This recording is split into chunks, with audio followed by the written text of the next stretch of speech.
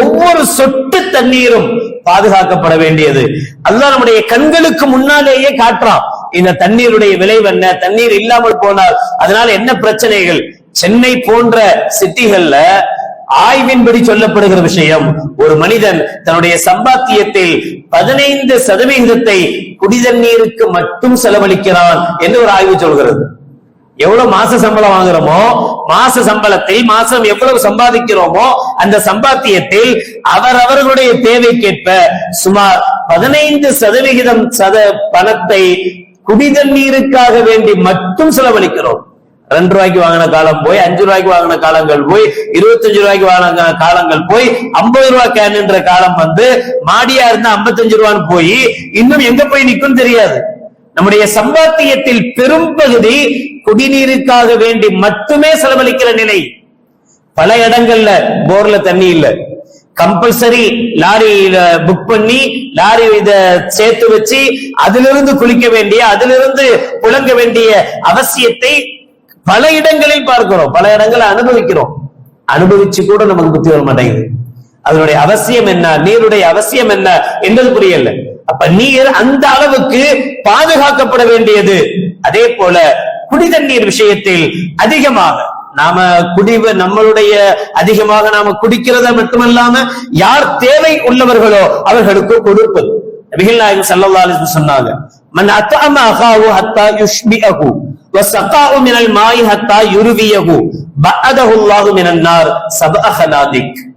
யார் ஒரு மனிதன் இன்னொரு மனிதனுக்கு வயிறு நிறைய உணவளிப்பானோ அல்லது தாகம் தீர தண்ணீர் வழங்குவானோ அவனுக்கு அல்லாஹ் ஜல்லஷானஹு வ தஆலா 7 ஹந்தக் அளவுக்கு அவனுக்கும் நரகத்துக்கும் மத்தியில் அகலியை ஏற்படுத்தி விடுவான்.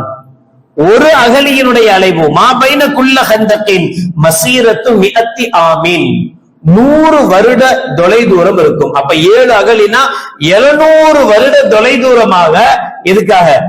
ஒருத்தருடைய தண்ணீர் தாகத்தை, ஒரு மனிதனுடைய தாகத்தை தீர்த்தால் அல்லாஹ் ஜல்லஷானஹு வ தஆலா நமக்கு கொடுக்கிற கிஃப்டாக கண்மணி நாயகம் ரசூலுல்லாஹி ஸல்லல்லாஹு அலைஹி வஸல்லம் அவர்கள் சொல்றது என்ன? 700 வருட தொலைதூர அளவுக்கு நமக்கும் நரகத்துக்கும் மத்தியில் உண்டான இடத்தை அல்லாஹ், தூரத்தை அல்லாஹ் மாற்றி விடுவான். ஆயிஷா ரலியல்லாஹு தஆலா அன்ஹா அவர்களுடைய அறிவிப்பில் சொல்வார்கள், ஸல்லல்லாஹு அலைஹி வஸல்லம் அவர்கள் சொன்னார்கள், மன் ஸகா முஸ்லிமன் ஷர்பத்தன் மின் மா ஹைது யூஜதுல் மாஉ ஃபகஅன்னமா அத்தக ரகபத்தன். சர்வசாதாரணமாக தண்ணீர் கிடைக்கிற நாளில், பக்கத்திலேயும் தண்ணி கிடைக்கும், நாம தான் தண்ணி கொடுக்கணும்னு அவசியம் இல்லை, எங்க பார்த்தாலும் தண்ணி கிடைக்கிறது என்கிற நாளையில் ஒருவன் இன்னொரு முஸ்லிமுக்கு தாகம் தீர்த்தால், தண்ணீர் கொடுத்தால், ஃபகஅன்னமா அத்தக ரகபத்தன், அவன் ஒரு அடிமையை உரிமை விட்ட நன்மையை பெறுகிறான். ومن سقى مسلما شربة من ماء حيث لا يوجد الماء فكأنما أحياها. தண்ணீர் கிடைக்காத நாளில் ரொம்ப கஷ்டப்பட வேண்டியது இருக்கு, கேட்டா கூட தரமாட்டேங்கிறாங்க, எந்த இடத்துக்கு உள்ள போனாலும் விரட்டுறாங்க, தண்ணி கிடைக்கல என்பது போன்ற நேரத்தில் ஒரு மனிதனுக்கு ஒருவன் தாகம் தீர்த்தால் ஃபகஅன்னமா அஹ்யாஹா, அவனை உயிர் வாழ வைத்தவனை போன்ற நன்மையை அந்த மனிதன் பெறுகிறான் என்றார்கள் கண்மணி நாயகம் ரசூலுல்லாஹி ஸல்லல்லாஹு அலைஹி வஸல்லம்.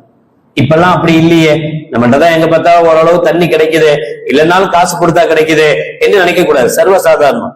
நேத்து ட்ரெயின்ல போயிட்டு இருக்கும்போது ஒருத்தர் வந்த ஏதோ ஒரு பொருளை வாங்கி சாப்பிடுறாரு, புறையடிச்சு, புறையேறணும் தும்மல் போடுறாரு, அச்சுங்கிறாரு, என்னமோ செய்யறாரு, அவரு ஒரு வழி ஆயிடுறாரு. தண்ணி வேணும். இருக்கிற கமாண்ட்மெண்ட்ல இருக்கிற யார்ட்டையுமே தண்ணி இல்லை, ஒரே ஒருத்தர் மட்டும் தண்ணி இருந்தது. பேக்க திறந்தாரு, வாட்டர் பாட்டில் எடுத்து கொடுத்தாரு, அவர் தண்ணி குடிச்சாரு. தண்ணி குடிச்ச அடுத்த செகண்ட் அவருடைய முகத்துல வந்த பிரகாசத்தை பார்க்கணும். இல்லைன்னா ஏதோ உயிர் போற மாதிரி தும்முறாரு, என்னமோ நடக்கிறவருக்கு. ஆனா அந்த ஒரு சொட்டு தண்ணி, அந்த ஒரு குவளை தண்ணி அவருக்கு உயிரையே கொடுத்த மாதிரி. அப்ப எவ்வளவு சிரமப்பட்டாலும் எவ்வளவு கஷ்டப்பட்டாலும் ஒரு நபருக்கு நாம் தாகம் தீர்ப்பதற்காக கொடுக்கிற தண்ணீர் ஃபகஅன்னமா அஹ்யாஹா, அவரை உயிர் வாழ வைக்க நன்மையை தருகிறது என்று கண்மணி நாயகம் ரசூலுல்லாஹி ஸல்லல்லாஹு அலைஹி வஸல்லம் அவர்கள் சொன்னார்கள்.